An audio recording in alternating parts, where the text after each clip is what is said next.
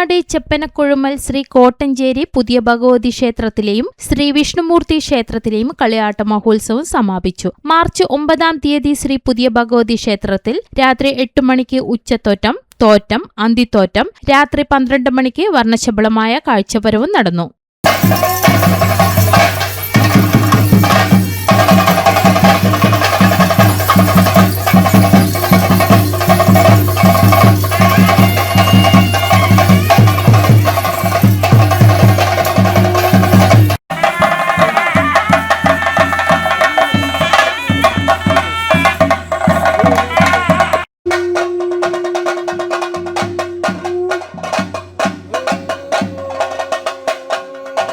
തുടർന്ന് 2 മണിക്ക് വീരൻ ദൈവത്തിന്റെ പുറപ്പാട്, വീരകാളി പുറപ്പാട്, പുലർച്ചെ 4:30 പുതിയ ഭഗവതിയുടെ പുറപ്പാട്, മേലേരി കയ്യേൽക്കൽ, ഭദ്രകാളി പുറപ്പാട് എന്നീ തെയ്യക്കോലങ്ങളും കെട്ടിയാടി.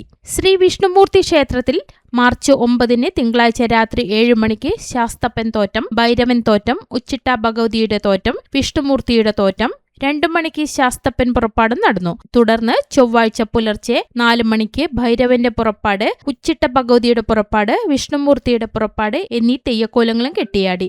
നിരവധി ഭക്തജനങ്ങളാണ് കളിയാട്ട മഹോത്സവത്തിൽ പങ്കുചേരാൻ എത്തിയത്. അന്നദാനവും ഉണ്ടായിരുന്നു.